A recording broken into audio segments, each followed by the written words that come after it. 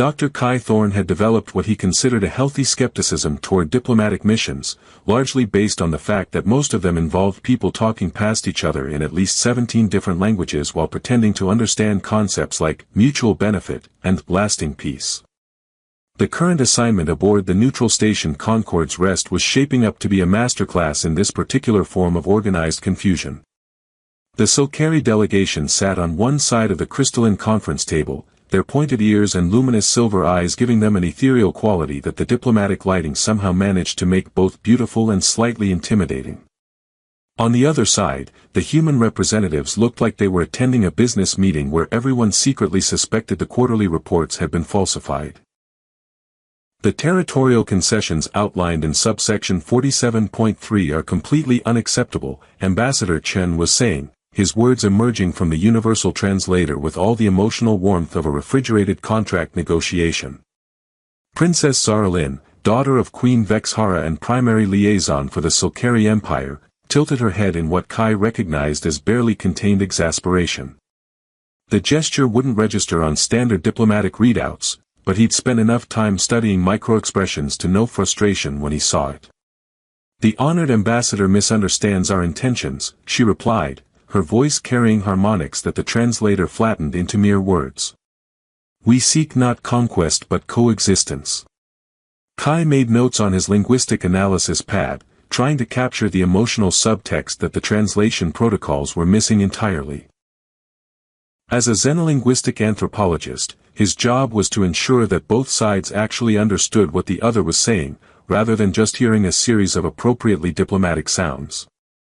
"Coexistence that requires us to abandon 3 perfectly good star systems," muttered Dr. Rebecca Santos, the human chief negotiator, apparently forgetting that her microphone was still active. The temperature in the room seemed to drop several degrees as every Silkari delegate turned to look at her with expressions that could have flash frozen a small moon. Princess Zaralin's silver eyes brightened, which, according to Kai's research, was definitely not a good sign in Silkari emotional displays. "Perhaps," the princess said with the kind of measured tone that suggested someone was about to be politely eviscerated, "the honored negotiator would prefer to discuss the matter of coexistence with the quantum storms that currently ravage our homeworlds. I'm certain they would find human concerns about star system redistribution quite illuminating." Ambassador Chen leaned forward. "Princess, with respect, we're trying to find a solution that benefits both our peoples." "Benefits," Zaralin repeated, the word carrying overtones that made Kai's translation software emit small confused beeps. "Yes. Such a simple concept." The silence that followed had the quality of space itself, vast, cold, and full of things that might explode without warning. Kai cleared his throat, a sound that seemed inappropriately loud in the diplomatic vacuum. "If I may," he said, activating his own microphone, "I think there might be some cultural context we're missing here. Princess, when you speak of benefits, are you referring to the Silkari concept of Velthara, mutual flourishing, or the more transactional human interpretation?" Every eye in the room turned to him. The human delegates looked confused, while the Silkari delegation exchanged glances that suggested he'd either said something remarkably insightful or accidentally declared war on someone's grandmother. Princess Zaralin studied him for a long moment, her silver eyes reflecting the station's ambient lighting in patterns that seemed almost hypnotic. "Dr. Thorne understands the distinction. Perhaps there is hope for genuine communication after all." "Well," Dr. Santos said, "that's more progress than we've made in 3 days of formal talks." Ambassador Chen rubbed his temples with the weary expression of someone who'd spent too many years trying to prevent interstellar incidents through the power of carefully worded documents. "Dr. Thorne, can you elaborate on this cultural distinction?" Kai glanced at his notes, acutely aware that Princess Zaralin was still watching him with an intensity that made his neural interfaces register elevated stress responses. Human negotiations tend to focus on quantifiable exchanges, territory for resources, technology for access rights. But Silkari culture emphasizes relational harmony. They're not just asking for star systems, they're asking to be welcomed into a larger community framework. "Exactly," Princess Zaralin said, and Kai caught something in her voice that the translator couldn't convey, surprise, perhaps, or approval. Though I would add that the distinction goes deeper than Dr. Thorne suggests. How so? He asked, genuinely curious despite the formal setting. The princess smiled, and Kai realized it was the first truly genuine expression he'd seen from any of the Sulcari delegates during the entire conference. That, Dr. Thorne, would require a conversation about concepts that don't translate well in formal diplomatic settings. Wonderful, Ambassador Chen said. More untranslatable concepts. Just what these negotiations needed. Actually, Dr. Santos interjected, maybe that's exactly what these negotiations need. Dr. Thorne, would you be willing to work with Princess Zaralyn on developing more culturally accurate translation protocols? Kai felt his academic curiosity warring with his professional caution. Working directly with the Sulcari princess would mean stepping outside the neutral observer role he was supposed to maintain. On the other hand, the current negotiations were clearly going nowhere, and the opportunity to study Sulcari cultural linguistics from a primary source was the kind of chance that came along once in a career. I'd be honored to assist, he said, trying to ignore the way Princess Zaralyn's smile seemed to brighten the entire room. Excellent, Ambassador Chen said. Princess, would this arrangement be acceptable to your delegation? More than acceptable, she replied, her gaze never leaving Kai's face. I believe Dr. Thorne and I will find much to discuss. As the formal session concluded and delegates began filing out of the conference room, Kai gathered his notes and equipment with the efficiency of someone who'd attended more diplomatic meetings than any reasonable person should have to endure. He was surprised when Princess Zaralyn approached him directly, moving with a fluid grace that made the station's artificial gravity seem optional. Dr. Thorne, she said, her voice carrying those harmonic undertones that seemed to bypass his universal translator entirely. I look forward to our collaboration. There are many things about my people that your translation matrices cannot capture. Such as, he asked. Her smile carried secrets. Such as why we truly need those star systems, and why admitting the truth might be more dangerous than war itself. Before Kai could respond, she was gone, leaving only the faint scent of something like starsweet flowers and the distinct impression that his involvement in these negotiations had just become significantly more complicated than anyone had anticipated. The soft hiss of Kai's door security seal disengaging pulled him from dreams filled with crystalline cities and voices that spoke in colors rather than words. For a moment, he lay still in the darkness of his quarters, wondering if he'd imagined the sound. Then the scent hit him, starsweet flowers, delicate and impossible, a fragrance that had no business existing aboard a sterile diplomatic station. He sat up slowly, his eyes adjusting to the dim emergency lighting that provided just enough illumination to navigate without triggering the room's full illumination protocols. In the shadows near his door stood a figure that made his breath catch somewhere between his lungs and his throat. Princess Zaralyn stepped forward, and Kai realized he'd never truly seen her before. Gone was the formal diplomatic armor that had made her appear regal and untouchable during the negotiations.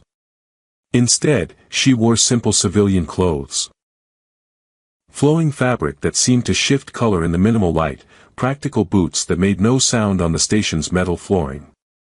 Without the ceremonial trappings of her office, she looked more alien, not less, as if the formal diplomatic protocols had been hiding her true nature rather than revealing it.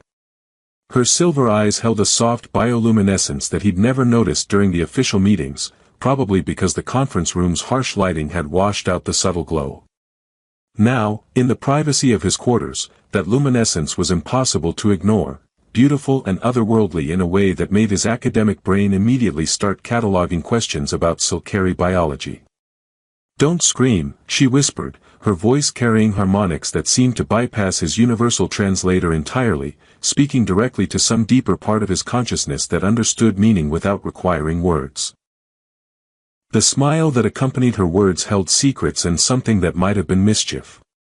I'm not here to harm you, Dr. Thorne. Though I suppose a rational person might question the wisdom of trusting an alien princess who breaks into their quarters in the middle of the night. Kai's linguistic training kicked in, analyzing the rhythm and melody of her speech even as his higher brain functions tried to process the surreal situation. The rational part of my brain is definitely asking questions, he said, his voice rougher than usual with sleep. But the xenolinguist in me is fascinated by how your speech patterns change when you're not using the formal diplomatic register. Always the scientist, she said, moving further into his quarters with fluid grace. That's why I'm here, actually. You're one of the few humans who listens to what we're actually saying rather than just waiting for the translator to convert our words into concepts you already understand. She gestured toward the small seating area near his workstation, where his linguistic analysis equipment sat dormant among scattered research notes. May I? Kai nodded, suddenly aware that he was wearing nothing but sleep pants and a worn University of New Tokyo t-shirt. Should I? Do you need me to? You're fine, she said, settling into one of his chairs with the casual elegance of someone accustomed to being comfortable anywhere. Though you might want to sit down for this conversation. What I'm about to tell you could change everything you think you know about these negotiations. He moved to his desk chair, acutely aware of the way her luminous eyes tracked his movement. That sounds ominous. Ominous is relative, she replied. For my people, it's simply necessary. Dr. Thorne, Kai, if I may, the formal negotiations are failing, and not because of cultural misunderstandings or translation difficulties. They're failing because both sides are lying about what they actually want, Kai said, the realization hitting him with the clarity that sometimes came in the space between sleep and full consciousness. Princess Zaralin's expression shifted to something that might have been respect. Partially correct. The human delegation isn't lying, exactly, they simply don't understand what they're really negotiating for. But my people. She paused, her bioluminescent eyes dimming slightly. My people are indeed concealing the truth about why we need those star systems. Which is? We're dying, Kai. Not as individuals, though that's happening too, but as a civilization. Our crystalline cities, the quantum matrices that have sustained our culture for millennia, are being consumed by something your scientists would probably call a dimensional plague. Kai felt his academic excitement warring with genuine concern. Dimensional plague? That's not in any of the briefing materials. Because admitting weakness to potential enemies violates every principle of Silkari diplomacy, she said. We'd rather face extinction with honor than survival through what we perceive as begging. But that's exactly what you're doing in the negotiations, Kai pointed out. You're asking for territory, resources, sanctuary. We're offering fair exchange for territorial rights, she corrected. Very different from admitting that we're refugees fleeing a cosmic catastrophe that we can't stop or fully understand. Kai's mind raced through the implications. The formal negotiations are structured around trade agreements and mutual defense pacts. If the human delegation knew you were actually seeking humanitarian aid, the entire framework would change, she agreed. But there's another problem. Even if we could overcome our cultural prohibitions against revealing weakness, the truth might be more terrifying than helpful. Meaning? Princess Zaralin stood and moved to his viewport, gazing out at the stars with an expression that suggested she was seeing something far beyond the immediate cosmic scenery. The dimensional plague that's consuming our worlds, we think it might be following us. Every place we establish a permanent presence becomes vulnerable to the same quantum decay that's destroying our homelands. You're not just seeking sanctuary, Kai breathed. You're trying to find a way to stop something that could potentially consume any civilization it encounters. Exactly. And the human delegation, focused on territory and resource allocation, has no framework for understanding that kind of existential threat. She turned back to him, her luminous eyes bright with something that might have been hope. That's why I need your help, Kai. You understand that communication is about more than converting words from one language to another. Kai looked at his research equipment, then at the alien princess who had just entrusted him with information that could reshape the entire diplomatic mission. What exactly are you asking me to do? Help me find a way to communicate the truth without triggering either species' defensive responses. Develop translation protocols that can convey the emotional and cultural weight of our situation, not just the literal facts. She moved closer, and he caught that scent of starsweet flowers again. Help me bridge the gap between what my people need and what your people can understand. That's a tall order, he said. And probably violates several neutrality protocols. Does it violate your conscience? Kai considered the question, aware that Princess Zaralyn was watching him with an intensity that seemed to see straight through to his motivations. No, he said finally. But it might complicate things in ways neither of us can predict. Her smile returned, brighter than before. Dr. Thorne, I'm an alien princess asking a human xenolinguist to help prevent an interstellar war by developing new forms of emotional translation. I think we passed, complicated, the moment I entered your quarters. Fair point, he agreed. When do we start? Now, if you're willing. We have perhaps 3 days before the formal negotiations reach a complete breakdown, and after that. She shrugged, the gesture carrying weight that had nothing to do with physical movement. After that, my people will have no choice but to seek what we need through less diplomatic means. Kai felt the weight of potential catastrophe settling on his shoulders like a mantle made of compressed responsibility. Princess, what you're describing, helping you communicate more effectively with the human delegation, it's going to require me to understand Silkari culture at a much deeper level than any academic study could provide. Yes, she said simply. It will require trust, Kai. Trust that goes beyond professional collaboration. He looked into her luminous silver eyes and realized that somewhere between her unexpected arrival and this moment, his participation in these negotiations had transformed from academic curiosity into something far more personal and infinitely more dangerous. Working with Princess Zaralyn proved to be unlike any academic collaboration Kai had ever experienced. For one thing, most of his previous research partners didn't glow softly in the dark or explain complex cultural concepts through what she called essence sharing, a form of communication that seemed to involve her touching his hand while transmitting emotional context directly into his consciousness. This is completely unscientific, he said on their second night of clandestine meetings, even as he marveled at how the essence sharing allowed him to understand Silkari honor concepts that had no equivalent in human language. There's no way to document or replicate this methodology. Your people are obsessed with documentation, she replied, her silver eyes bright with amusement. Sometimes understanding comes through experience rather than analysis. They'd established a routine of meeting in his quarters after the formal diplomatic sessions ended, ostensibly to work on enhanced translation protocols but increasingly to share insights that went far beyond mere linguistic analysis. Zaralyn had begun teaching him to recognize the subtle emotional harmonics in Silkari speech, while he helped her understand the human tendency to compartmentalize feelings from facts.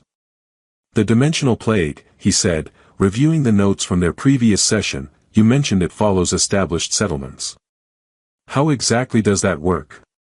Her luminescence dimmed, a sign he'd learned indicated deep concern or sadness. Imagine an infection that feeds on the quantum foundations of reality itself. Our crystalline cities exist in a delicate balance between dimensions, that's what allows them to float within gas giant storms and harness energy from stellar radiation. But that same interdimensional existence makes them vulnerable to quantum decay. And when your people establish new settlements, we inevitably recreate the same dimensional interfaces that make us who we are. Which means we eventually make any new home just as vulnerable as the ones we're fleeing. She moved to his workstation, her fingers dancing over the translation matrix he'd been developing. It's a trap we can't escape, Kai. We need those star systems to survive, but occupying them might doom both our peoples. Kai studied the data patterns she'd helped him create, emotional context matrices that revealed layers of meaning his original translations had missed entirely. Wait. Look at this analysis of yesterday's negotiations. When Ambassador Chen mentioned mutual defense pacts, your delegation's response wasn't just diplomatic caution. You were terrified. Of course we were terrified, she said. If we form military alliances with humanity and the dimensional plague follows us, we'd be drawing your species into a war against an enemy that exists partially outside normal spacetime. But you didn't communicate that terror to the human delegation. The translation protocols filtered it out as irrelevant emotional content. Kai felt pieces of a larger puzzle clicking into place. Princess, what if the solution isn't hiding your people's fear, but helping the humans understand why that fear is actually crucial information? She turned to face him fully, her luminous eyes bright with something that might have been hope. Explain. Human beings respond to genuine emotion more readily than we respond to logical arguments. If the delegation understood that your people are asking for help rather than demanding territory, if they could feel the weight of your civilization's desperation. He pulled up the emotional context matrices on his screen. We need to develop a translation protocol that preserves the fear, the hope, the cultural weight of what you're really asking for. That would require revealing everything, she said quietly. The plague, our weakness, our potential to contaminate any world we touch. My mother would consider it treason. Your mother isn't here, Kai pointed out.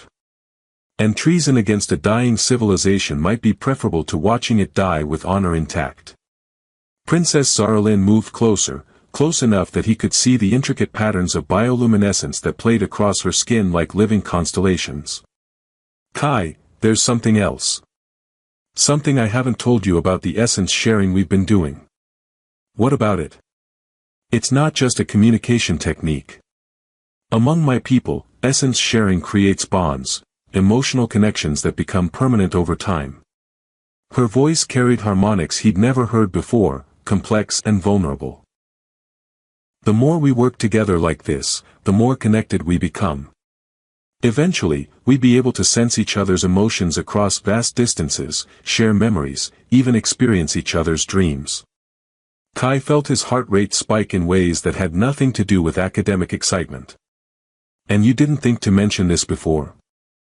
I told myself it was necessary for the translation work, she said, her luminescence flickering with what he now recognized as embarrassment. But that's not entirely true. Kai, I've been watching you since the first day of negotiations. The way you listen, really listen, to what people are trying to communicate rather than just hearing the words they use. The way you find humor even in the most tense diplomatic situations. Princess Zaralyn, she corrected. My name is Zaralyn, and I've been falling in love with a human xenolinguist who makes terrible jokes about universal translators and treats alien cultural analysis like it's the most fascinating puzzle in the universe. The confession hung in the air between them like a bridge made of crystallized possibility. Kai realized that his feelings for her had been growing alongside their professional collaboration, but he'd attributed the connection to academic fascination rather than something deeper and infinitely more complicated. This changes everything, he said finally. Does it change your willingness to help my people? No, he said, surprised by the certainty in his own voice. But it changes what helping them might cost both of us. If we proceed with the enhanced translation protocols, if we reveal the truth about the dimensional plague and your people's desperation, there's no going back to neutral academic observation. She smiled, and the expression carried enough warmth to power a small star system. Kai, the moment I entered your quarters 3 nights ago, we left neutral academic observation far behind. True, he agreed. In that case, we'd better make sure we save both our civilizations. It would be embarrassing to fall in love across species lines only to watch everything get consumed by interdimensional quantum decay. Very embarrassing, she agreed, her laughter carrying harmonics that made his translation software emit small confused chirps. Though I suspect the universe has a sense of humor about these things. Let's hope so, Kai said, pulling up the enhanced translation matrices they'd been developing. Because tomorrow we're going to ask 2 different species to trust each other with survival itself, and we're going to do it using emotional translation protocols that shouldn't theoretically work but somehow do anyway. And if it fails? Kai looked at the alien princess who had become something far more important than a diplomatic contact, whose bioluminescent eyes held reflections of crystalline cities he might never see and whose essence had become entangled with his own in ways that defied both human and Silkari understanding. Then we'll face whatever comes next together, he said. Which, considering everything we've learned about interdimensional quantum plagues and the cultural complexities of interstellar refugee crises, might actually be the most rational response available. Dr. Thorne, she said, her voice carrying formal tones even as her eyes sparkled with private amusement, you have a remarkable talent for making the impossible sound reasonable. Princess Zara Lynn, he replied, you have a remarkable talent for making the reasonable seem impossible. I think we're going to work well together. The dimensional plague manifested aboard Concorde's rest at precisely 0347 station time, announcing its presence with the kind of subtle wrongness that made reality itself feel slightly out of focus. Kai woke to emergency alarms and the sight of Princess Zara Lynn's bioluminescence flickering erratically as she pressed her hands against the viewport of his quarters. It's here, she said, her voice carrying harmonics of terror and resignation. The quantum decay has found us. Through the transparent aluminum, Kai could see other sections of the station where the lights were beginning to dim in patterns that hurt to look at directly. How long do we have? Hours, maybe less. She turned from the viewport, her silver eyes reflecting emergency lighting that seemed to bend strangely around her. The Solkari delegates in the outer sectors are already showing symptoms: quantum dissolution, memory fragmentation, gradual loss of dimensional cohesion. Kai's academic brain kicked into crisis mode, cataloging observations even as his emotional centers processed the magnitude of the catastrophe.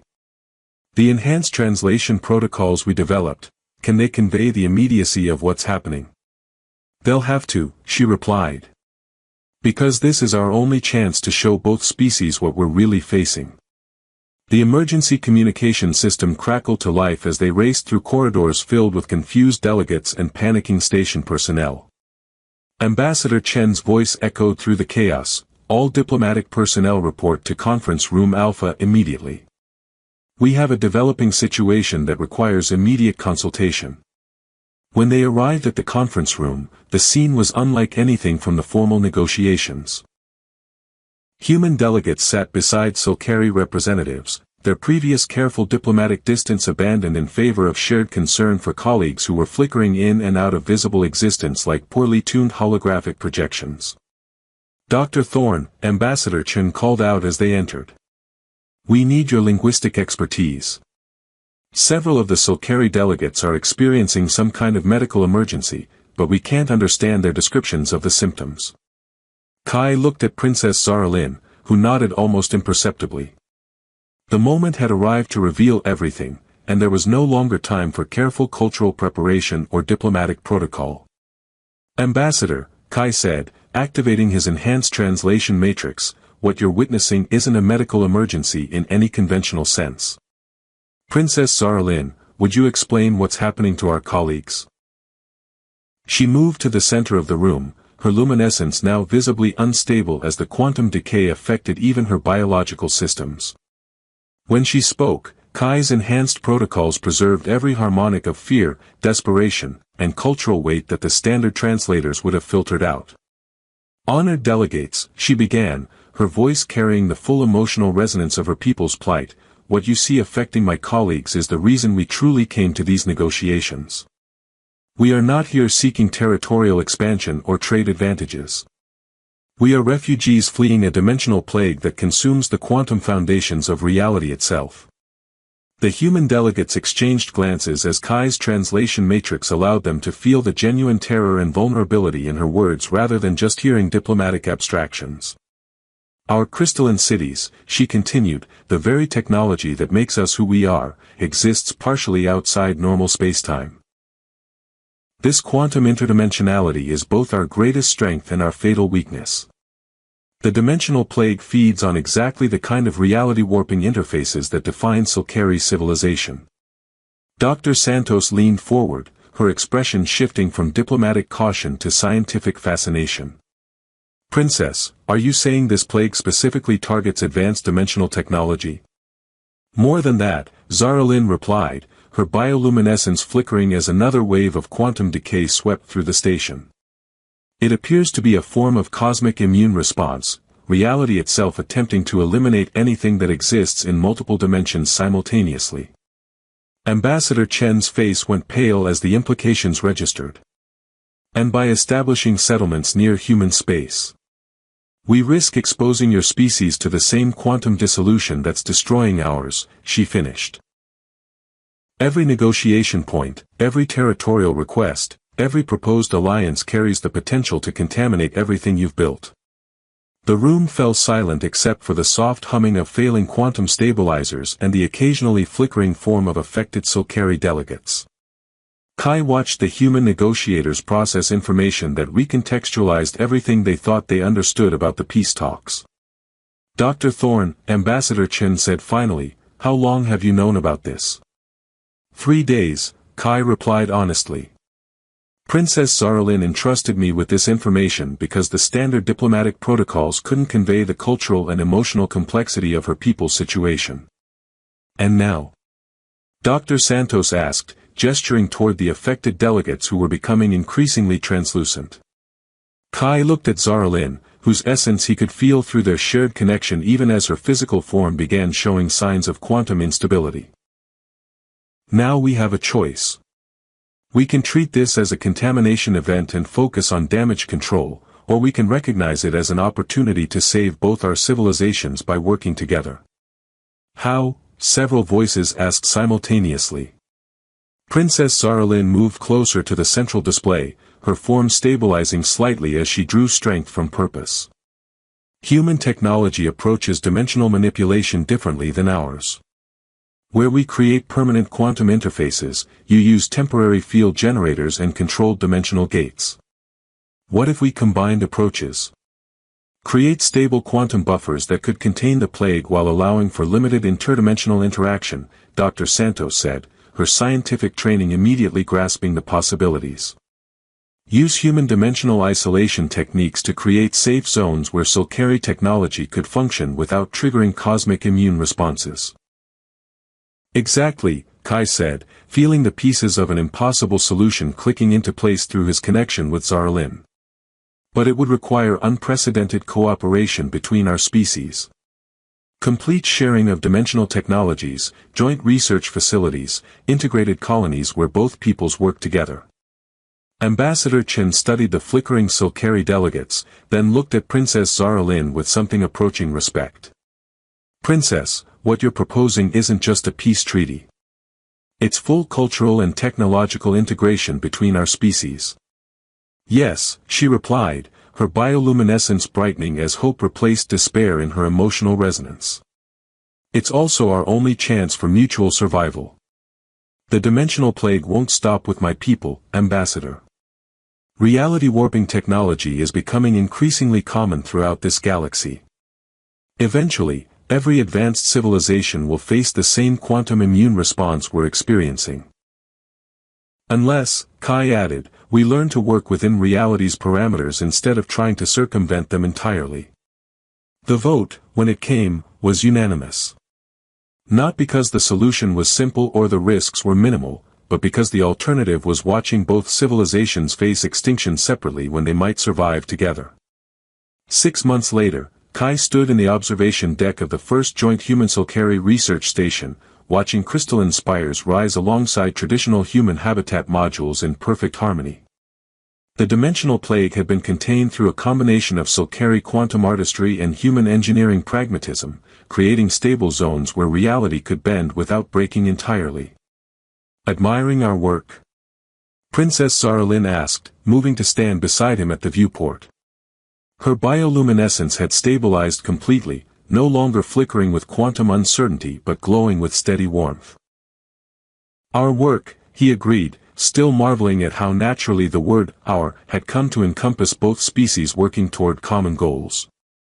Though I have to admit, 6 months ago I never would have predicted that my career in xenolinguistics would lead to co-designing interdimensional stabilization protocols. 6 months ago, I never would have predicted falling in love with a human who makes jokes about cosmic immune responses during crisis negotiations, she replied, her voice carrying harmonics of contentment that his enhanced translation protocols now rendered as pure emotion. Kai felt their essence bond hum with shared satisfaction as he watched human children playing with young Solcari in the station's central gardens, their laughter creating a music that needed no translation. So what happens now? Do I get to keep my job title, or do I need to update my credentials to Interdimensional Cultural Liaison? I prefer Ambassador of Impossible Solutions, she said, her silver eyes reflecting the light of two suns that had learned to share the same sky. Though you'll always be Dr. Kai Thorne to me, the xenolinguist who taught two civilizations how to understand each other by learning to listen with more than words. He turned to face her fully, still amazed by how her presence had transformed from exotic academic curiosity to the most natural thing in his universe. And you'll always be the alien princess who broke into my quarters in the middle of the night to save both our peoples by trusting a human with the truth. Best midnight decision I ever made, she said, her laughter carrying harmonics that made the station's quantum stabilizers resonate in sympathetic harmony. As they watched their impossible joint civilization take shape beyond the viewport, Kai realized that sometimes the most important translations weren't between languages at all, but between different ways of understanding what it meant to call somewhere, and someone, home.